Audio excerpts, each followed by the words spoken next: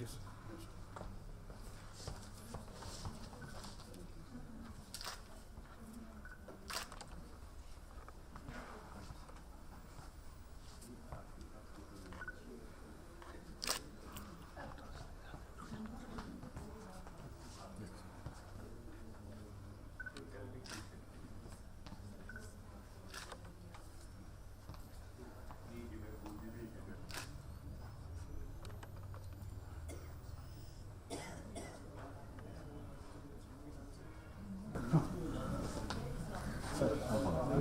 All the conspirators together. Okay, can you smile?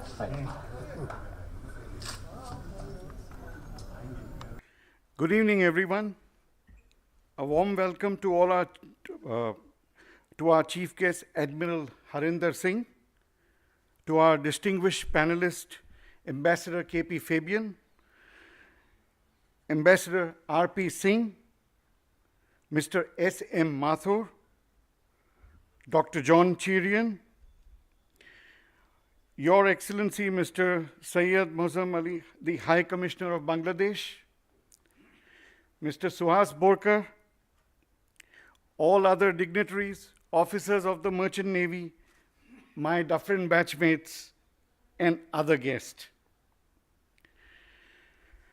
This documentary is about a true life story which occurred when our vessel MV Safir was caught in the war at Kuwait. On the 31st of July, 1990, the vessel entered Kuwait and commenced discharging. It was business as usual. On the 2nd August, Saddam Hussein attacked Kuwait, and our vessel and crew found themselves caught in the war. We as the ship owners, my late colleague Captain Ibrahim Modak, myself and one other party, we were the owners of the vessel. And we were very concerned what would have happened to the vessel because the communication lines had all gone completely dead.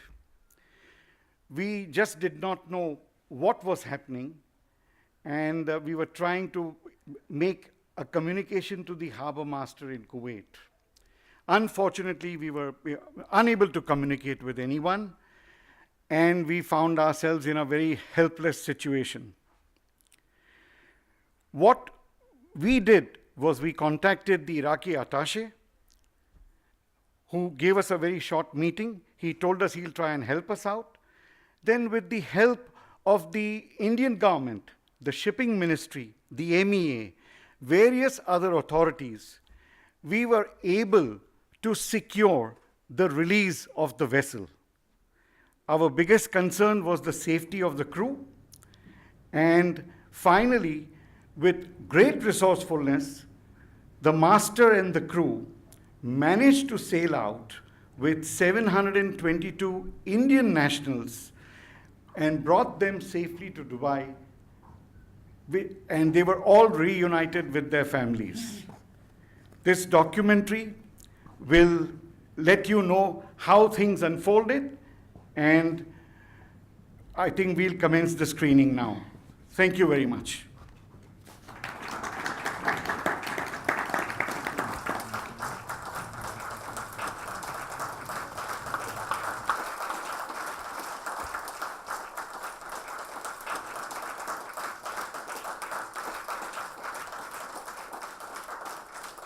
Thank you, ladies and gentlemen.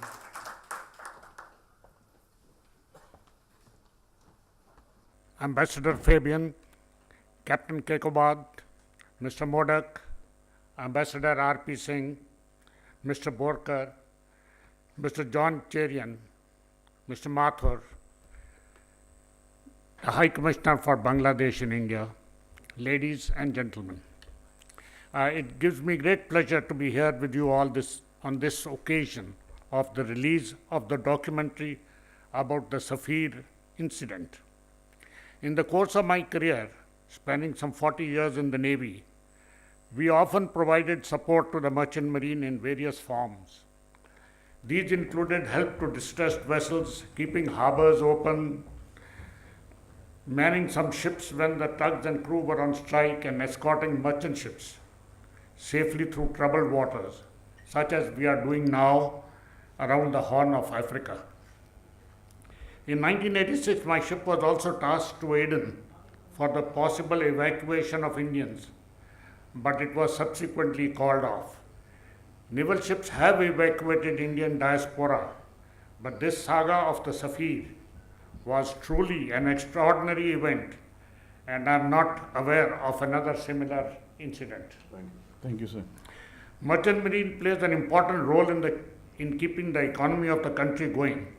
Some 90 to 95% of our trade is seaborne, and keeping the sea lanes open is a very big and important task. In the last World War, the merchant marine played an extremely important role, and the British Empire, of which we were a part, lost some 11.5 million tons of shipping. The British, unlike us, have been most thankful to the role played by the merchant marine. And amongst the Queen's duties is also listed, she is also listed Master of Merchant Marine and Fishing Fleets.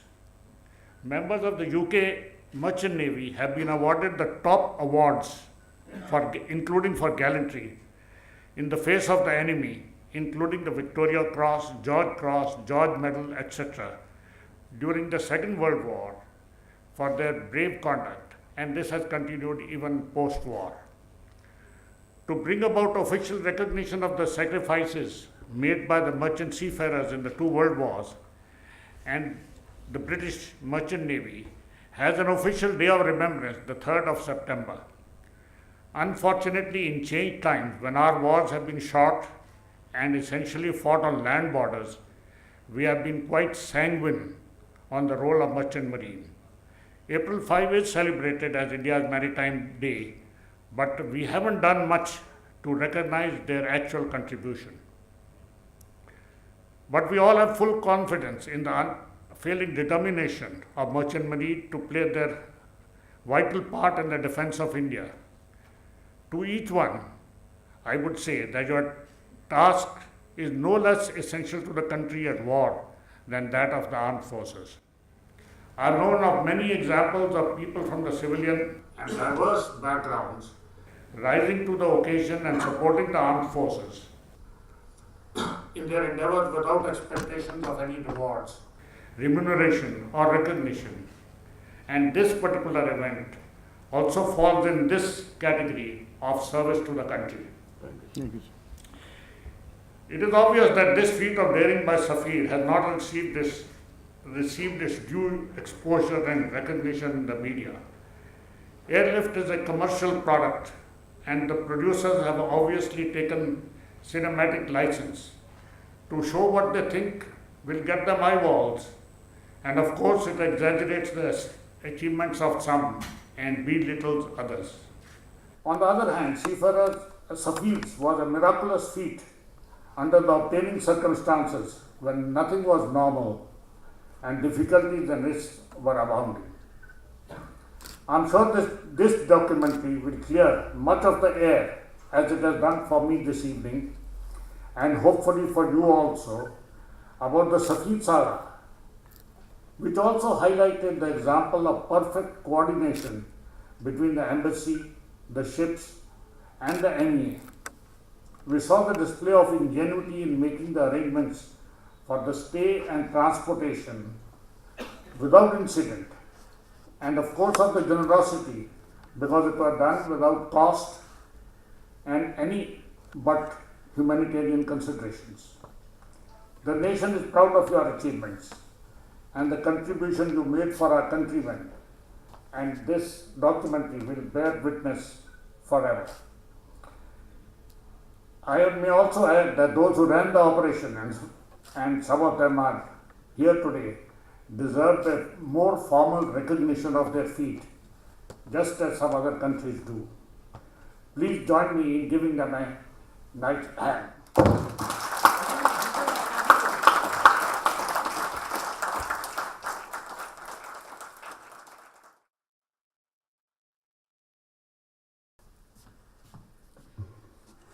Admiral Harinder Singh, thank you very much for such glowing tributes that you have paid to us. We are very thankful that you have spared your time today and come, and we are very happy to note that the documentary has won your heart. Thank you so very much, sir. Thank you very much.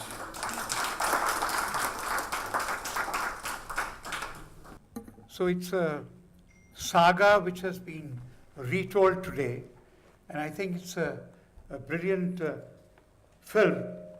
And that I say as a filmmaker, because recreating a film after so long, I mean the drama, the whole kind of scenario is very difficult.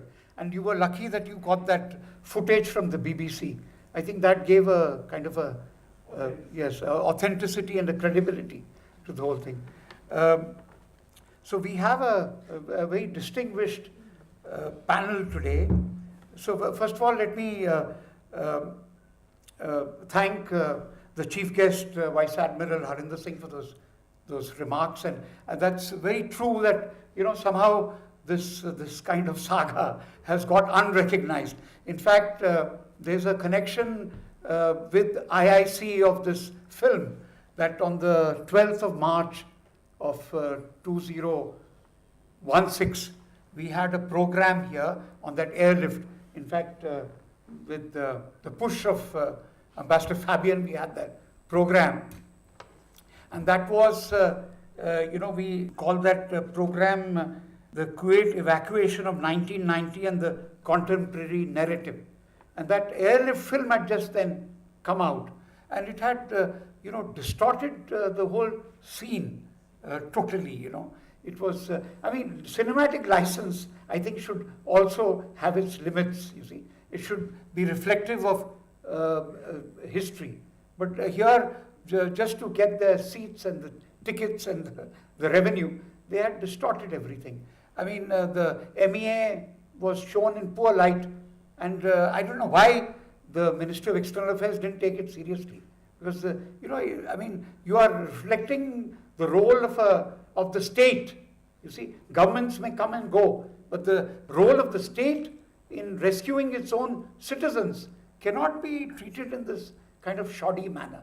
I mean, that's what I felt, and most of us agreed with that.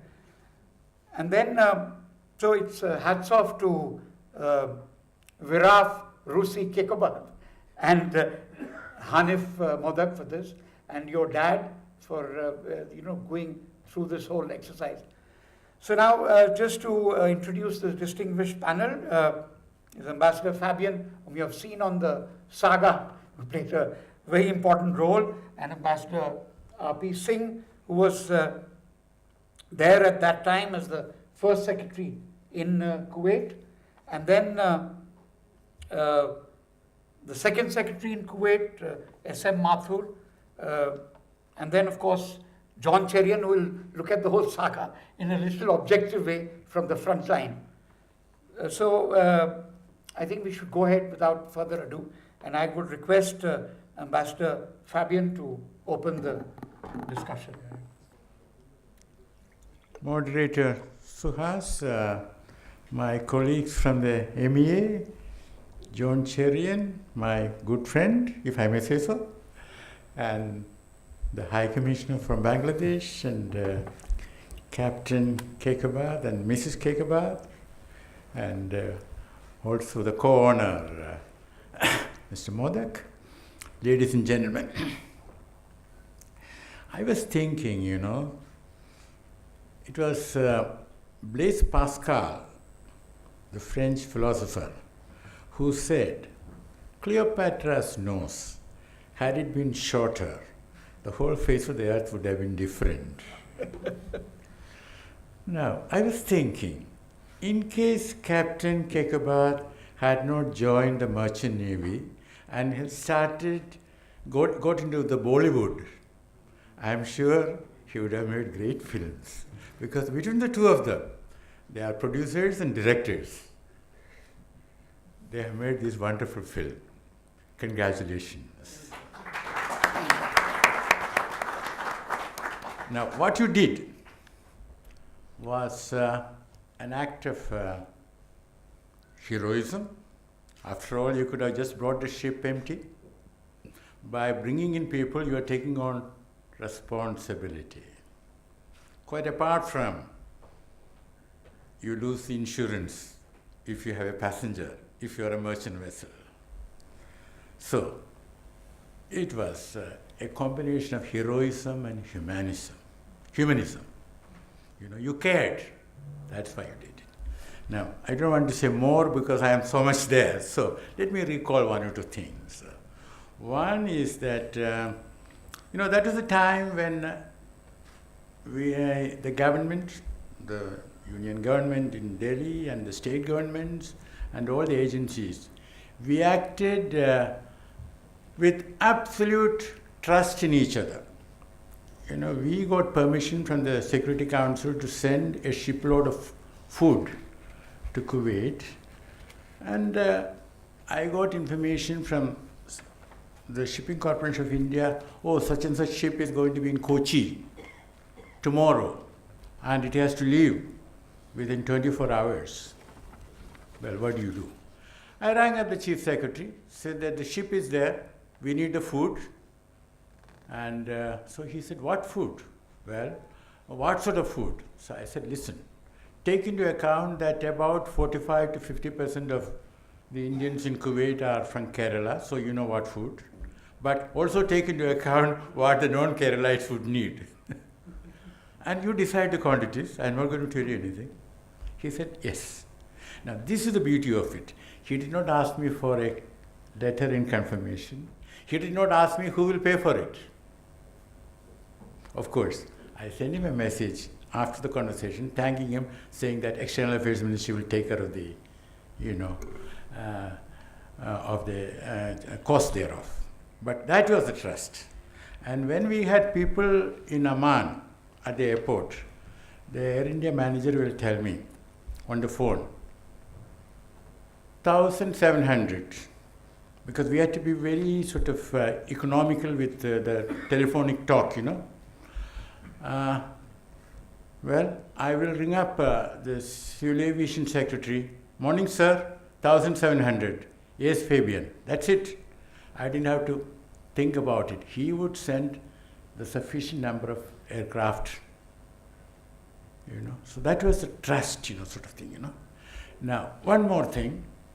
And he said we had the Air India evacuation, which started, but sometime, I don't know, it was October or so anyway, when I went there to Amman, I was having breakfast, and the Air India manager came to me with a very long face. So I said, what happened? Sit down and have coffee with me. No, sir. No breakfast. Why? Oh, yesterday they walked out on me. So he was quite emotional. Then I got the story right. The passengers were late in arriving, not their fault, because they were coming from different parts of the city and outside the city. And they were coming by bus, and the Jordanian police had the wonderful habit of stopping the bus, finding out how many people are there, looking at your face and looking at your passport photograph about 10 times. And if you do that for 120 passengers, old people, babies, and if another policeman stops you after another 5 kilometers, you can imagine that the passengers will not reach on time. So what happened was that Air India crew was ready, as usual, for 6 o'clock, and the last passenger came in at 9:30. So they walked out, saying that if we now fly, we shall be on duty for so many hours, which is beyond the stipulated and all that, and what is this? So he wanted me, the manager, who had the, to find accommodation and all that sort of thing for those passengers. He told me that, sir, you should speak to the crew. So I said, let me think about it. So what I did was, instead of speaking to the crew, I spoke to the Hindu correspondent, and I want to thank the Hindu group for that. John Cherin is sitting there. Firdaus Kirgamwala, did you know him? Yes, your former colleague. That's right. He was in the media, then he came to the Foreign Service, then he went back to the media. So he was in Bahrain, So I called him from Amman and told him, Firdaus, I want you to carry a story. Okay, what's the story? Story is that Air India has risen up to the occasion, national emergency. We have to evacuate our people. So, as far as Air India is concerned, even if the passengers come 1 hour late or 7 hours late, doesn't matter. Even if they have to be on duty non-stop for 10 hours or 20 hours, it doesn't matter. And all of us, those of us in the government and those of us who are not in the government, we all have to learn from Air India. So he laughed.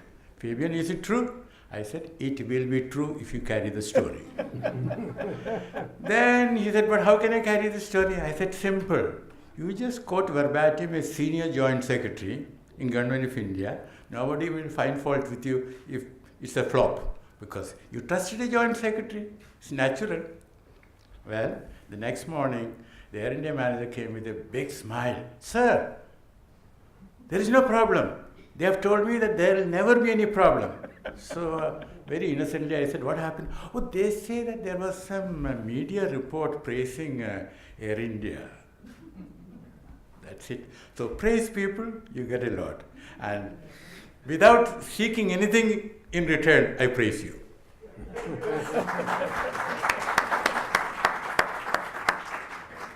No, actually, this, one thing which we must remember is that this the saga of MV Safir and that rescue mission was the first to take out our people stranded there in Kuwait. No, first was the Gujarat flight. No, that's okay. No, but independent of the ships that you put on By ship. by ship. No, but that carried 200 people on the aircraft. Yeah. So that was our former Prime Minister's gutso that he managed it. But otherwise, this raised the hopes of everybody being rescued. Because you could take them out on a ship. So this did raise the hopes of virtually a people, denied any succor. Can we invite Ambassador R.P. Singh now? Thank you, Mr. Bolkar, for organizing this function. Mr. Kekobad and his wife, Mr. Modak, the High Commissioner from Bangladesh, the Chief Guest, Mr. Harinder Singh, Admiral, Vice Admiral Harinder Singh, my colleagues at the dais, ladies and gentlemen. As you have seen in this picture, the Iraqis attacked Kuwait in the early hours at about 1:30. And we came to know about that invasion about 3:30. The news spread like anything, and everybody was so scared that what to do now. Now in couple of hours, international telephone calls stopped. Similarly, the electricity and even the water, for some time it was not there. But I'll be very brief because I have been given only 4 minutes, which is not enough. But still, I'll try to cover it in time. Mr. Kekobad and his team, I salute you. You did a wonderful job. You were the first in the history, and so far the shipping side is concerned, it was the biggest operation. And without anything to be charged, whether it was Government of India or the passengers. So immediately after we came to know about this, we informed the ministry, and Mr. Fabian, IP Khosla, and other senior officers of the ministry, they were in touch with us. But what happened, there was no connection to talk with them. So we somehow made connections with Baghdad. And anything was to be conveyed to the Ministry of External Affairs or in any other government departments, it was through Baghdad. And we will send somebody, or even either other channels, some secret classified channels were also stopped. So it was a difficult time.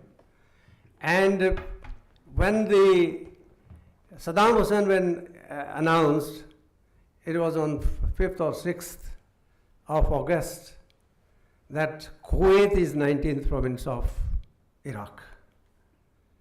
And that made everything difficult for all of us. And then also they said that there is no diplomatic communities to anybody. Because since it is 19th province of Iraq, so obviously our diplomatic communities were, finished. So we were just like any others. Of course, for us, for India, for Indian diplomats and all that, even the houses were safe to some extent. But in other cases, the Iraqi soldiers, they entered their houses by 6 or 7 o'clock on 2nd August. It was difficult. Later on, of course, there was hue and cry. The people will come to the embassy, Indian NRIs there. And I remember when first they came to embassy, there was about 15,000 people. And they said that we want to go away from here because now it seems that we will die here. And you have to make arrangements. So by the time Mr. Gujral came, accompanied by Ambassador Fabian, Ambassador I.P. Khosla, and some others, we were in a difficult situation. That somehow this difficult situation became a little easier after Mr. Gujral coming there, and it took about 200 people on, I think if I'm not mistaken, it was 20th of August. He took in the flight 200 people. After that, I think this 722 people, it's a record. And the government of India and of course the entire nation is grateful to you, Mr. Kekoabad and others. But after that, I just want to be brief, but I would like to say that after we were shifted on 24th of August to Basra, because the Iraqi government announced, Saddam Hussein announced that nobody in the embassies can stay after 23rd of August. And if they stay, then their electricity, their everything will be cut off in the embassies also, and you will be held responsible if something happens. We are not responsible because you don't have any diplomatic communities. So we also, like other embassies, we also shifted to Basra. But in our case, good thing was that they agreed that only the diplomats, they can come to Basra, and non-diplomatic staff we requested, in fact, they should be staying there because we were to organize the emergency certificates, passports, and travel documents for the people. They were about plus 160,000 people there. And most of them, I would say about 100,000 people didn't have any document because Kuwaitis, they had taken their passports and other documents with them, and they had run away by that time. Most of the important people, they had already gone. Some of them went to Saudi, some of them England and all that. So while we were in Basra, We used to come to Kuwait every second, third day and issue the passports and all that. And then with the help of Indian community, we formed various committees who will look after their transport, their evacuation and all that. So we used to send about 100 buses daily from Kuwait to Jordan, which is 1900 kilometers. And I would like to point out that the picture airlift, it was a really hopeless picture so far as we are concerned, and in fact, so far as the government side is concerned, though we were retired, but Mr. Mathur from Jodhpur and myself here, we went to the ministry and spoke to Mr. Fabian and others that we should do something on this, how this picture was allowed to be screened. But, criticizing embassy, Kuwait, the embassy in Kuwait, they ran away. The embassy in Baghdad, they didn't even offer a cup of tea when the Indians went there. And so was the case in Jordan, that nobody helped us. How can it do? So this, I hope the many people, they see this and you organize something, Mr. Balkar, to release this to the general public and make maybe some other arrangement. Because unless they know, they will be saying that, well, whatever was shown in that airlift picture, they were right. But they were 100% wrong. And the clear picture is here. So that's how it should be done, so that everybody knows what has happened. I would also like to mention, because there were 8 IF flights were sent to Basra, and there, by those flights, we had sent some dead bodies, which were wanted. The kith and kin of the people whose people had died. Those were brought, and in those flights, our family members, they were also sent. That was a commercial flights, in fact cargo flights, and we were not hopeful that they will reach Bombay, without any problems. But that was the time how we faced those situations. Anyway, I don't want to take much time because you have already cleared here. We are grateful to you that at least that airlift picture, what the image of the government of India, embassies in Kuwait, Baghdad and Jordan, were created. That has been, in fact, now clarified. Thank you very much.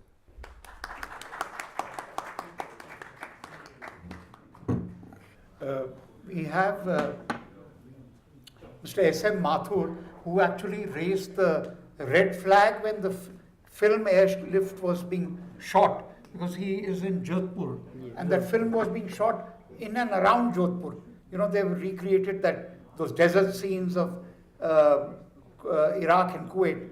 So, we are grateful to him for having raised the red flag very early.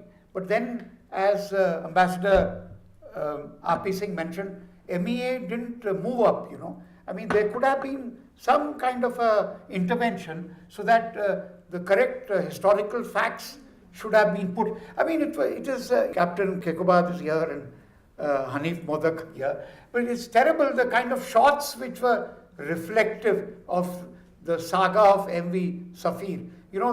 That guy, that captain sitting on a lungi on the wayside and asking for money, how much money will you give? It's terrible stuff, and it doesn't reflect on us as a nation, you see. And when we have come together and rescued these 1,77,000 of our citizens, and then we have these Padma awards being given all over, but none of these men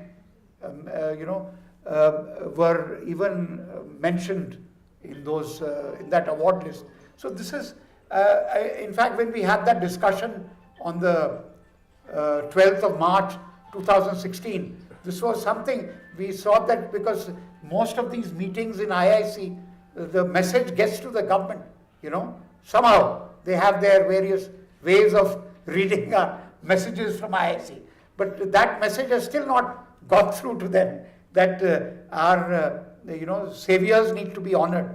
But anyway, so I'll now ask Mr. S.M. Mathur to. Good evening, ladies and gentlemen. It's just like reviving the nostalgic memories of the events which took place in Kuwait after invasion by Iraq on 2nd August 1990. It was exactly 28 years back that on 11th of August 1990, I went to Kuwait port and met the Indian captain and the crew of cargo ship MV Safir. We had earlier received a message that they needed help from the embassy. When I went to the port, it was under heavy and tight security.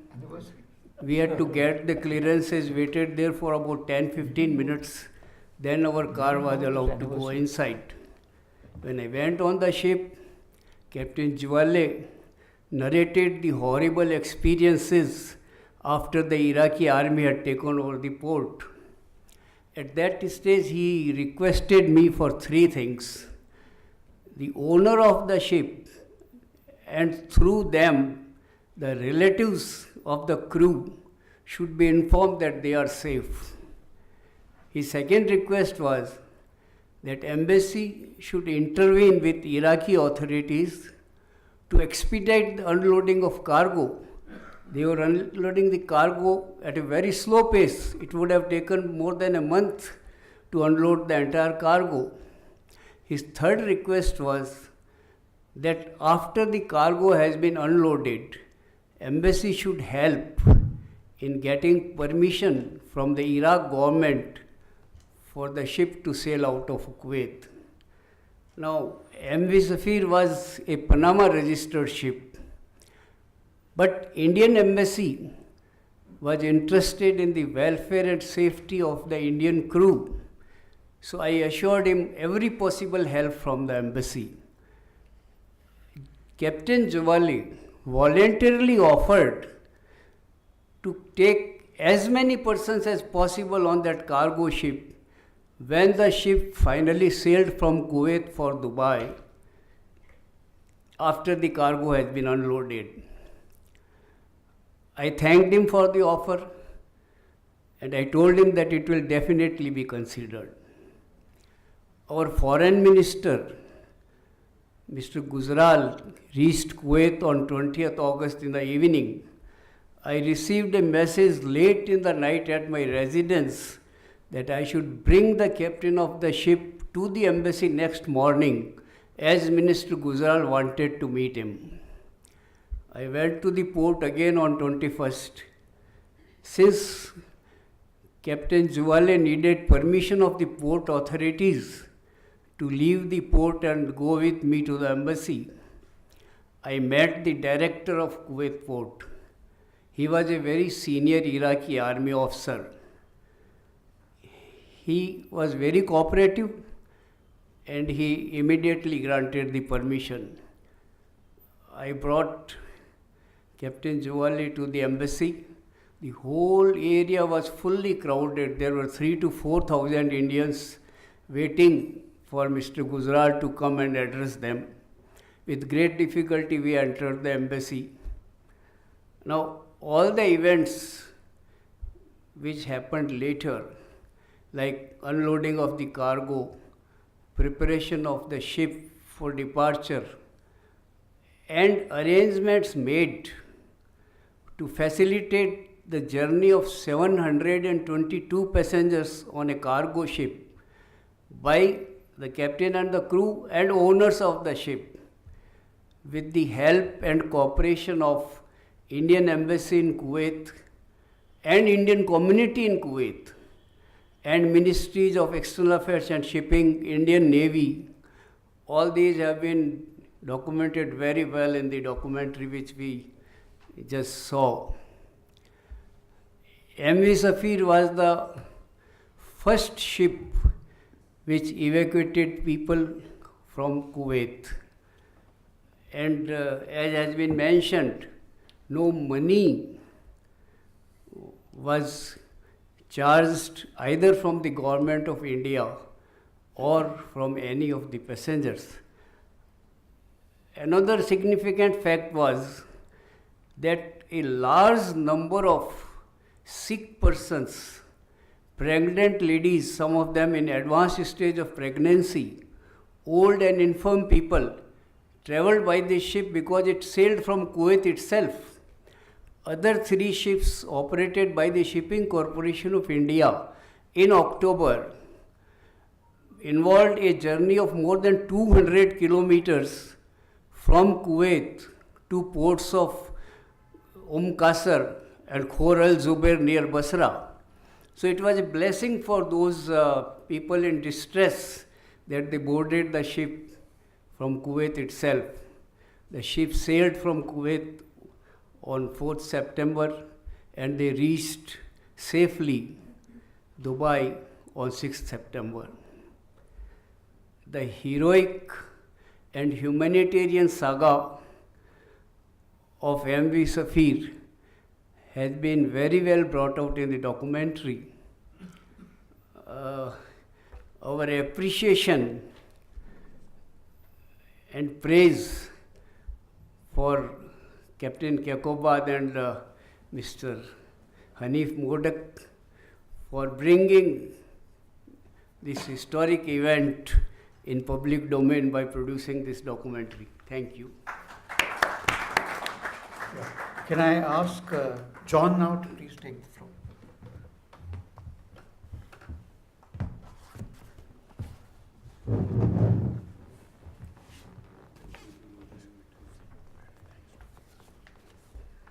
Distinguished audience and the heroes in front of us. I was a young journalist when all this was happening. I recollect rich people from Kuwait coming in their 4-wheel drives, passing through Delhi. And those were the rich refugees. But I didn't know much about the other people who suffered after the occupation of Kuwait started. This documentary is an eye-opener. I was telling Captain Kaikobad, if you give it to a good Malayali film director, he'll make a better film than Airlift. And he was telling me that more than half the passengers were Malayalis. So I think you should explore that possibility. Anyway, I have requested him to write an article for Frontline, and he has agreed to do so. And a lot of people in Kerala will know about this, the adventure of the Safir. I don't know what exactly I have to talk about, but I can give a little bit of background about what happened before the invasion of Kuwait.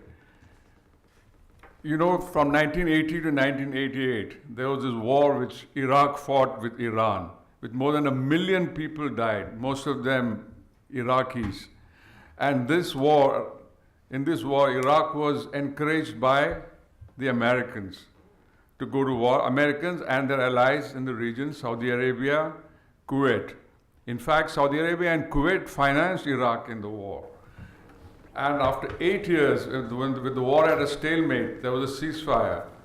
And instead of helping the Iraqi economy revive, the Saudis and the Kuwaitis refused to help Iraq, and in fact demanded that Iraq repay its debt of many billions of dollars.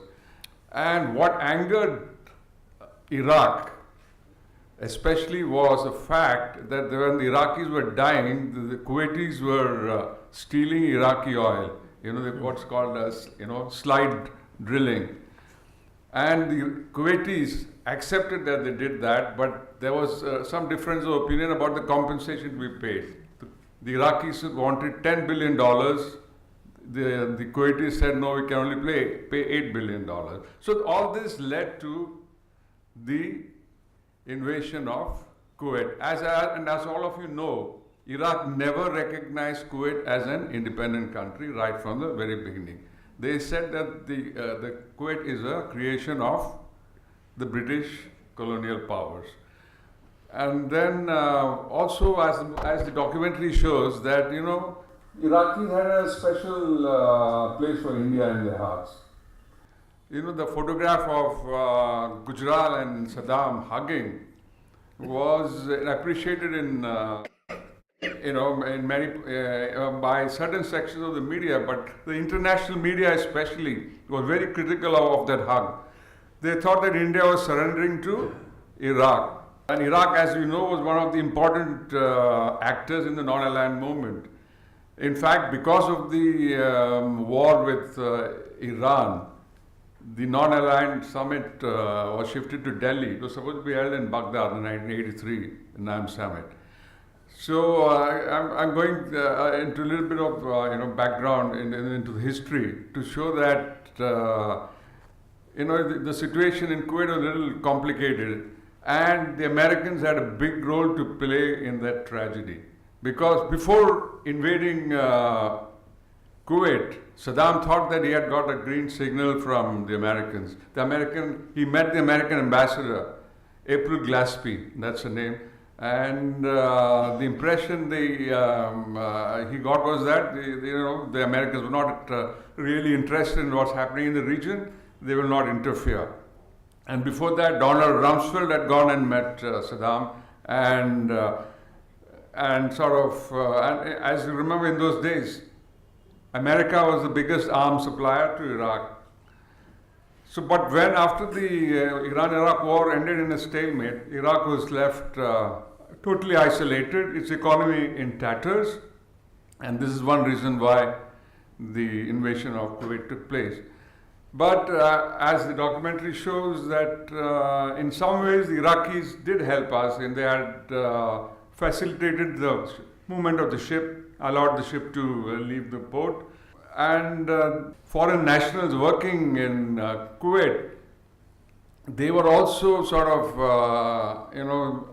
put in panic mode by the kind of stories, which are spread about the Iraqi occupation, like babies being killed in the incubators. All these stories turned out to be totally false. An uncle of mine who was in Kuwait, he left, he was one of the rich, Indians, so he had no problems living in Kuwait. But when he went back to Kuwait, he found his flat was intact, both his cars were in, mint condition. So looting was there, but I think they were targeted looting. They were looting the Kuwaiti thing, Kuwaiti gold, Kuwaiti property. So this is kind of putting the whole thing in context. So thank you for the excellent documentary, and we hope that we'll hear more about it. The future generation needs to know about this. Thank you very much. I think now we'll close this discussion. But you will take the floor just now for a minute to do the Thanksgiving. Question and answer session 2. Okay. Yeah. Okay. I want some of my merchant naval colleagues to ask me a question which they ask me. So why don't you come up on the floor then? Come up on the podium. Yeah.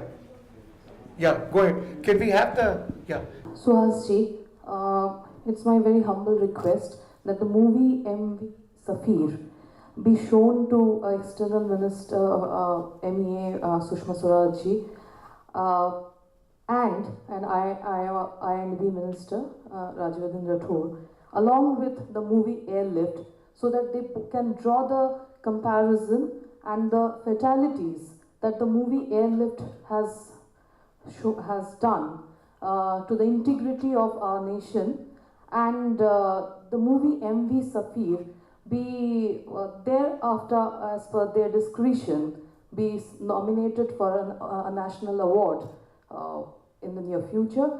And in 1990, I was a little less than 8 years. So I really did not know what has happened and what happened in Kuwait then. So thank you very much from all of us present here for, bringing this in front of all of us. Thank you. Thank you. Yeah. Can we have the mariners asking something? Can take the mic. Yeah, Viraj, one question. What took you so long to produce this documentary? If most of the stuff was there with BBC, why after 28 years?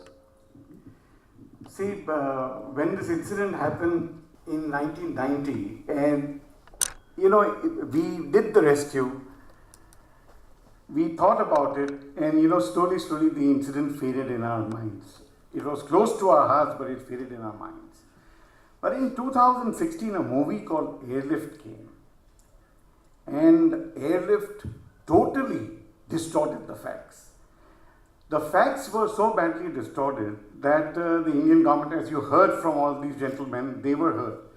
But to us, it was another absolute insult to the merchant navy, where they showed a vessel taking out garbage and a captain in lungi asking, Akshay Kumar goes to the jetty and asks the captain, 500 आदमी हमें बाहर निकालने हैं, क्या लोगे? Captain said $5,000. Then apparently Akshay Kumar, in his usual style, turned around and he started walking away. He said, the captain stopped him. Okay, I will take the people. How much are you willing to give me? So he said $200 or $100,000 for 500 people for a 2-hour journey. Now you see, this reflects, when we did this at CMMI on 4th August, where all the merchant naval crowd was there, they asked me this question. And one of the captains said that I do not call myself captain anymore because my son said, he saw this movie and he says, Daddy, this captain is in lungi, and are all captains like this sitting in lungi and asking for money? So basically we were wronged in a very bad way because Mr. Fabian had issued me a letter thanking us that we carried the people safely. But then Airlift cast a doubt. You see, we were the only ship which went out of Kuwait. So by implication, it was us who had taken the money. Not the owners, but the master and the crew. And let's not forget, 26 years is a very, very long. We took it upon us, Hanif and myself, in the memory of his late father also, that we have to put this correctly in the right perspective. No money was exchanged, and we had to communicate and get people back. Now, from 722 Indian nationals, there were 150 from Hanif's village. And he did a fantastic job. It took him 3 months to communicate with people, to get them into the office and to get a reinforcement from them that was any money asked for or given. The fact of life is nothing was given to us and nothing was asked to us, and this is one of the reasons why we made the documentary. The second reason was also, see, we had forgotten everything. I had no contact with Hanif's family for 15 years. I stopped ship owning in 2001. And when we found out that the master was giving reports in international media, which was absolutely shocking. He was giving reports in New Zealand media, etc. in the early 2005-2006, which I had no knowledge about. When Airlift came, Hanif contacted me and he showed me some articles that the master was claiming that he was the whole and sole person who did everything. Contacted Saddam Hussein, took on all the passengers at his own risk. He told the Indian government were the prophets of doom. He ignored them completely. And on his own risk, he brought 722 people to Dubai. My only question is, if he did that, why did he send a message to the MEA, to me and to Mr. Fabian, asking, we have done this, kindly disembark the passengers? Do you think that you can go ahead, defy the government, and then ask the government to disembark the passengers in Dubai? So that is one of the second reasons that we made the documentary. And thirdly, we said, why don't we go all out and, you know, get the facts right and show it to the world that this is what we have done, you know. This is the only reason why we made the documentary. We are not producers. We have had so many goosebumps and road bumps all across while we made the documentary. The guy who was making the documentary abandoned us halfway. So eventually we had decided that we are going to take it to the end, and we have brought it to the end. It's not for some heroism of us or something. We wanted to show that if everybody cooperates, like Mr. Mathur said, if all hands are held together, anything is possible.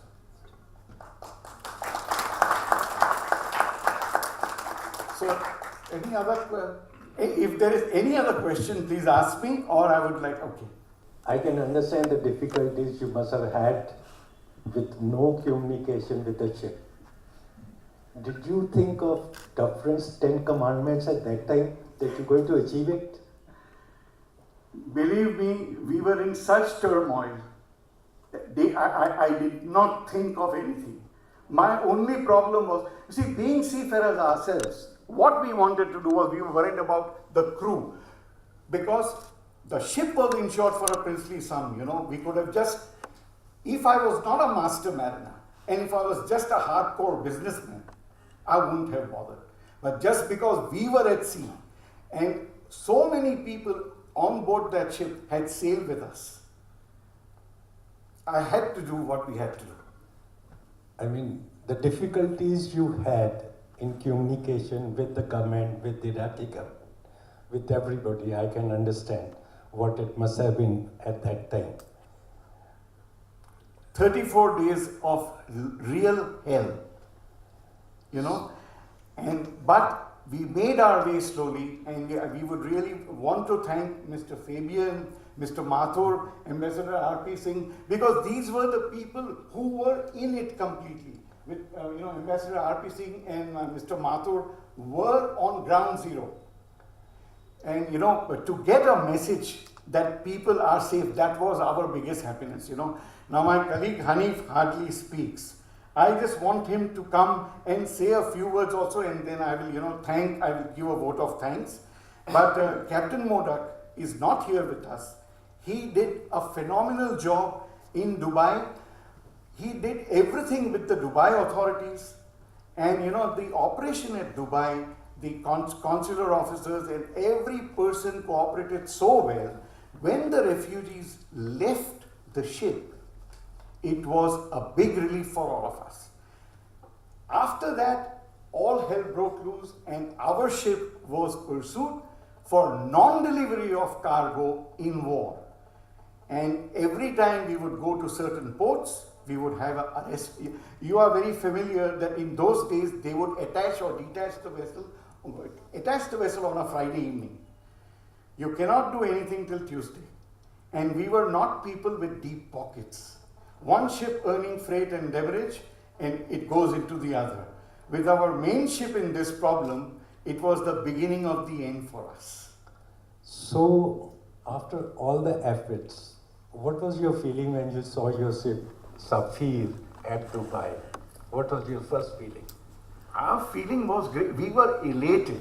We were totally elated, you know, and we thought that nothing better could have happened. That is what it is. And you came with all the biryani. No, that was at the anchorage. You see, Okay. because there was, we never knew whether the cook who did this, Lakshman Murthy, actually sailed with me for 3 years, and I told you about him yesterday. And this guy and his, and there were a lot of help from the other crew members. For 48 hours they cooked, and everybody who wanted khichdi came and ate that khichdi, which was really delicious. Absolutely. We believe you. Yes. Hanif, please. I'd like you to say something. I think Captain Kekawad has said everything about it, the whole story. As far as I was concerned, the documentary was very important for me because my father is a very good man. He has a name in the shipping fraternity. Lots of people who love him. And he has done a lot of social work for the community, for the Konkan region, for the seafarers. He's been a very good father. And he has been a very good father, and he was a father for Kekawad also. He was a wonderful person. So when I saw airlift, I fled up. I just could not tolerate it. I said, this man is trying to bullshit the name of my father, who has been a wonderful man. And I took it upon myself to really make this documentary because I knew everything that happened. I was a part and parcel of the entire circuit operation, although I was not as active as Kekawad. But I have spent sleepless nights. I have been after this whole thing, connecting, lining up all the links for Kekawad. And Kekawad had been just running around all over the place, Bombay, Dubai, Delhi, meeting all the people. We have both worked very hard, but Kekawad has done an incredible job in clicking the whole thing well together. My father also has done a wonderful job, and I thank all of you for recognizing this feat.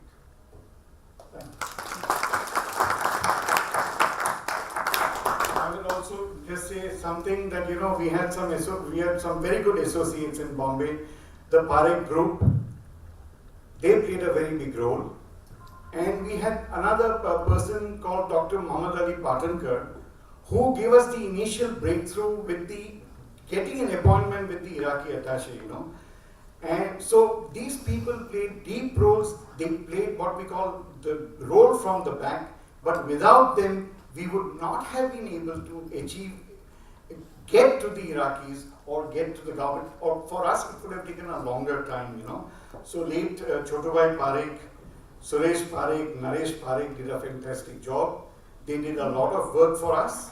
Also, Mr. S.K. Mankar of PNI Services, because he undertook the complete responsibility and guided us through the insurance, We had a very tricky question. If you take a passenger, the insurance falls, what do we do? So we had a lot of things from them, so I wanted to thank them also personally. And now I would like to conclude and give a vote of thanks. I would like to thank the India International Center for, organizing and allowing us to put this documentary. I would like to thank Mr. Suhas Borkar, who has been a big guide for us in everything. I would like to most of all thank this distinguished panel of people, Ambassador Fabian, Ambassador R.P. Singh, Mr. Mathur, and Dr. John Cherian. And most of all, I would like to thank our chief guest, Admiral Harinder Singh, for giving us, what a big boost to the Merchant Navy, that he appreciated the efforts of the Merchant Navy, I thank you all for all that has been arranged, and I hope that we can take this documentary to a wider audience. I do not mind going to Kerala or anywhere and meeting the producer, but we would like to take this further. Thank you so very much.